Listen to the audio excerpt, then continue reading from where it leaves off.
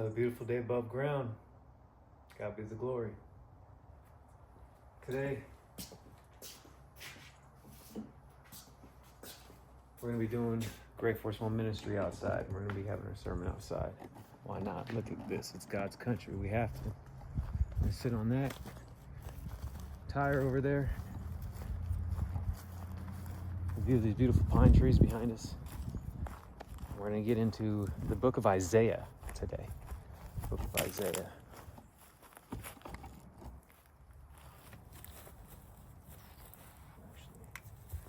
that's what we need to do here.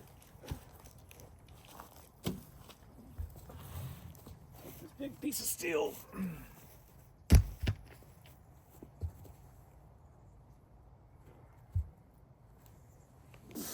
Woo! Nice and full of water. All right, let's get into it. Okay, first of all, I'm going to sit right here.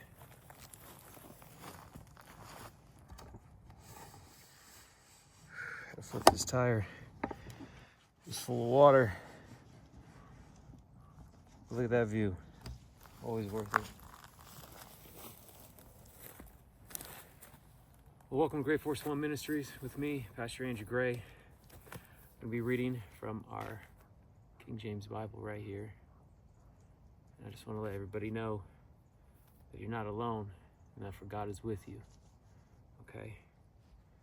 Know that Jesus spread his blood for you. Last night I was in my house and I walked past the cross and noticed something that's never triggered me as it has before in my life. And it got me riled up. Got me really excited to get into this today. And it may be obvious to most of you, but they nailed Christ to the cross. They nailed Christ to the cross. And when I saw that, I got angry. I was infuriated last night. Because obviously he did not deserve it. The centurion knew he didn't deserve it. The Jews who were there watching him said, you know what? No man deserves this. And even the murderer, the rapist, the killers who were hanging beside him, that one said, you know, he does not deserve this.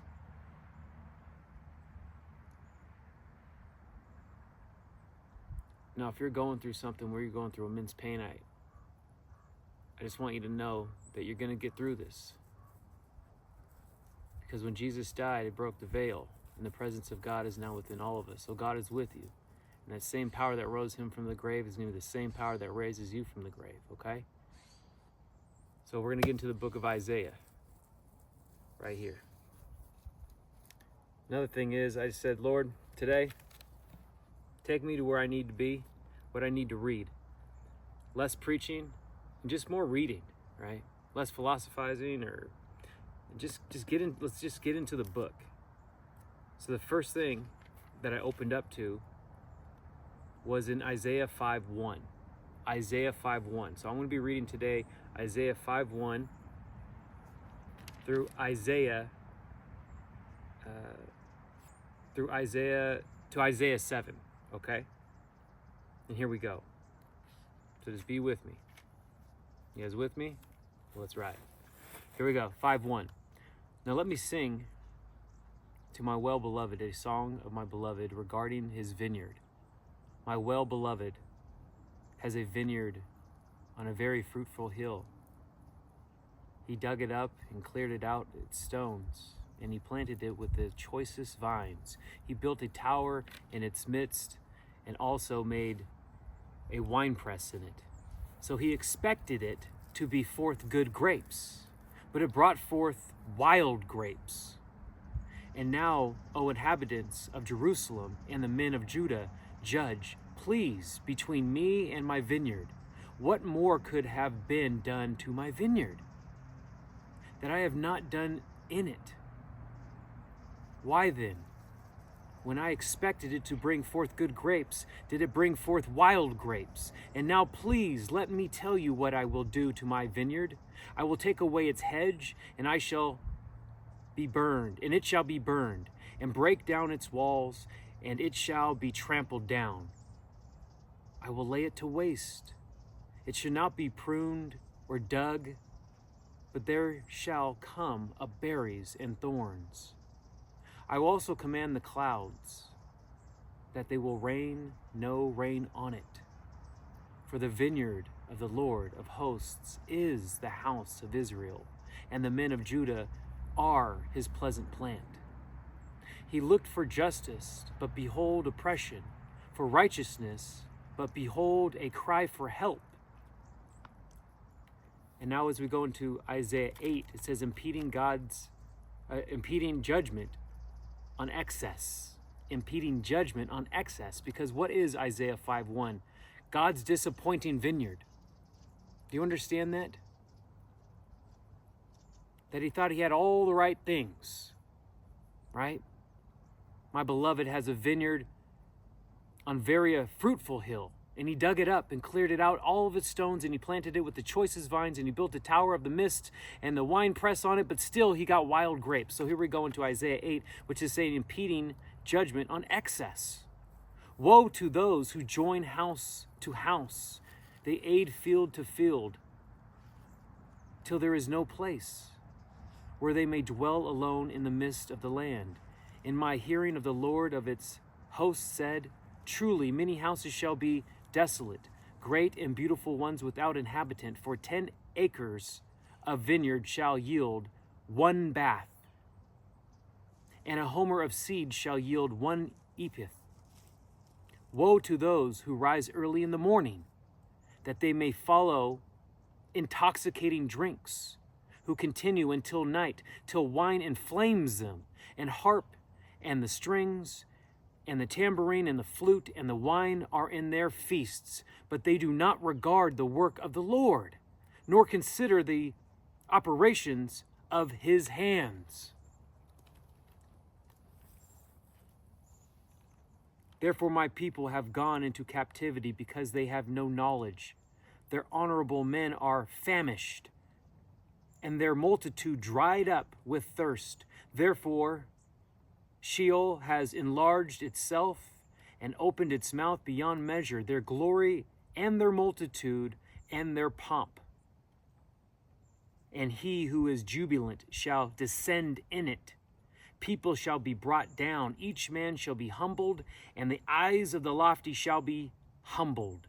But the Lord of hosts shall be exalted in judgment, and God who is holy shall be hallowed in righteousness. Then the lambs shall feed in their pastures, and in their waste places of their fat, when strangers shall eat. Woe to those who draw iniquity with curd and vanity, and sin as if with cart rope, that say, let him make speed and hasten his work, that we may see it. And let the counsel of the Holy One of Israel draw near and come, that we may know it. Woe to those who call evil good, and good evil, who put darkness for light and light for darkness, who put bitter for sweet and sweet for bitter. Woe to those who are wise in their own eyes and prudent in their own sight. Woe to men mighty at drinking wine. Woe to men valiant in mixing intoxicating drink, who justify the wicked for a bribe and take away justice from the righteous man. Therefore, as the fire devours stubble and the flame consumes chaff, so their root will be rottenness, and their blossom will ascend like dust, because they have rejected the law of the Lord of hosts and despised the word of the Holy One of Israel. Therefore the anger of the Lord is aroused against his people, and he has stretched out his hand against them and strengthened them. And the hills tremble, and the carcasses were as refuse in the midst of the street. For all this anger is not turned away, but his hand is stretched out still. He might lift up a banner of the nations from afar, and will whistle to them from the end of the earth. Surely they shall come with speed swiftly. No one will be weary or stumble among them. No one will slumber or sleep, nor will the belt of the lions be loosened, nor the strap of their sandals be broken, whose arrows are sharp and all their bows bent. Their horses' hooves will seem like flint, and their wheels like the whirlwind. Their roaring will be like a lion. They will roar like young lions. Yes, they will roar and lay hold on their prey. They will carry it away safely, and no one will deliver.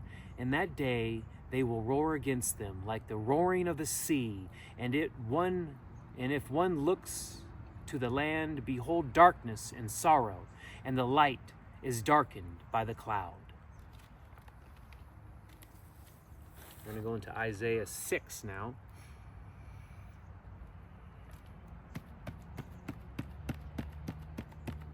Isaiah 6, you with me?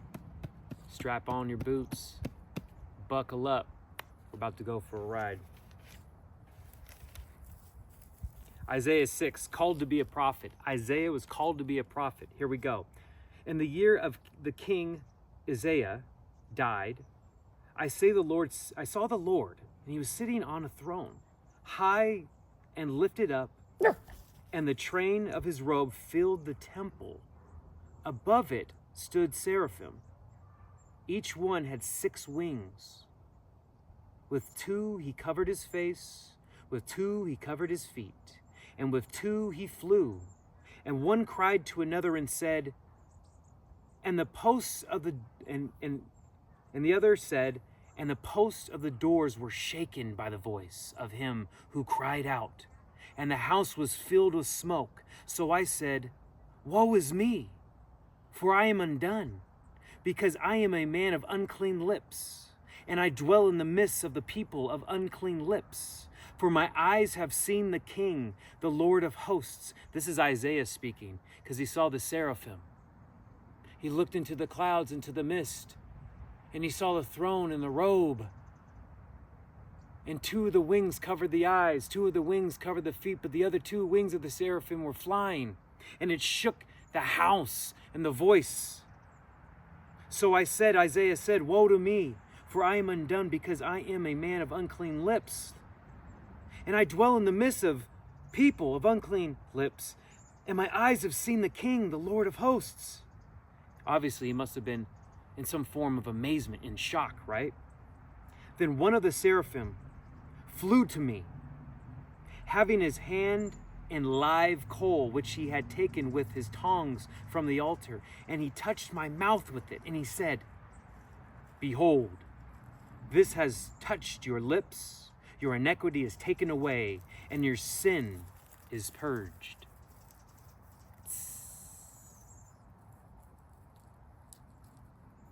Also I heard a voice of the Lord saying, whom shall I send, and who will go for us? And then I said, here I am, here am I, send me. And he said, go and tell this people, keep on hearing, but do not understand. Keep on hearing, but do not understand. Keep on seeing, but do not perceive. Make the heart of this people dull, and their ears heavy, and shut their eyes, lest they see with their eyes, and hear with their ears, and understand with their hearts, and return and be healed.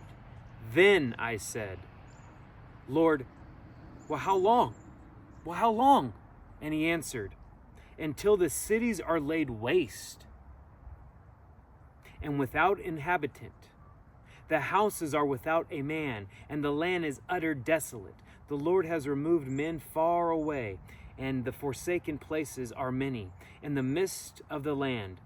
But yet 1/10 will be in it, and will return and be for consuming, as a terebinth tree, or as an oak whose stump remains when it's cut down. So the holy seed shall be its stump. I did a video a while back on my run, which is down this road a ways, about a half a mile. And they've been doing a lot of cutting down of trees because of the electrical lines. Actually, we got a new road right here because they actually are putting the electrical lines underneath now.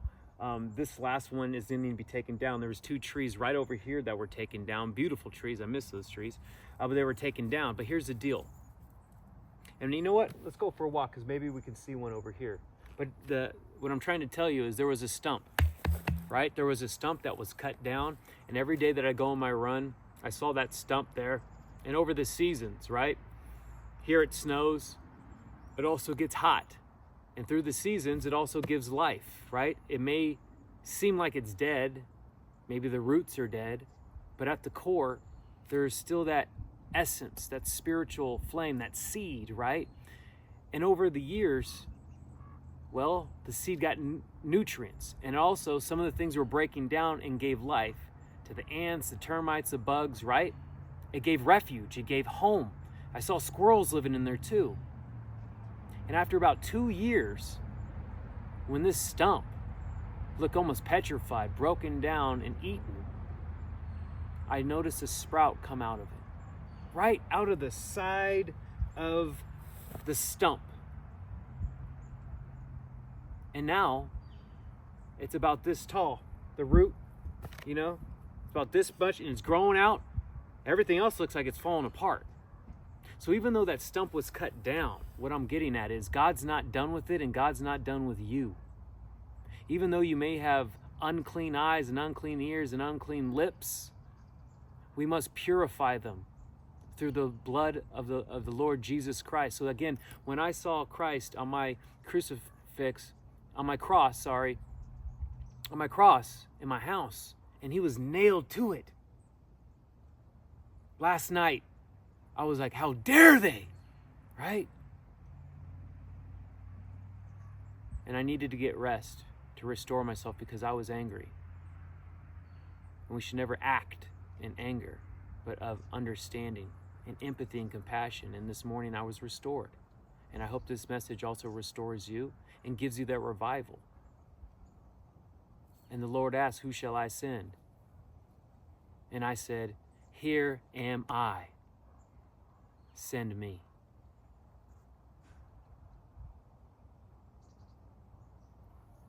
My name is Andrew Gray. That's all for today and for GrayForce1 Ministry. Remember, God's not done with you yet.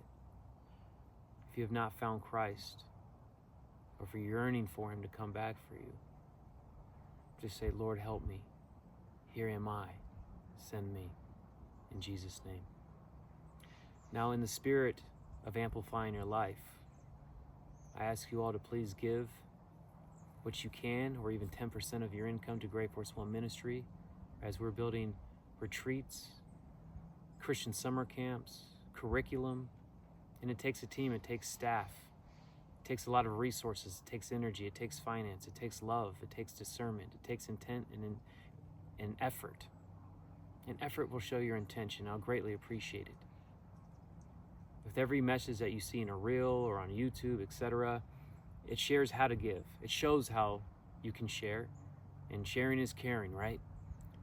So if it's in the reel, it'll be in the bio or on the website. Or if you're on YouTube, it'll be in the link below. Please give what you can and give generously as the Lord has given to you. He will offer rest, renewal, restoring, and revival. I guarantee it. I guarantee it. I promise you. Because God's not done with you yet. Until next time, God bless you and your family.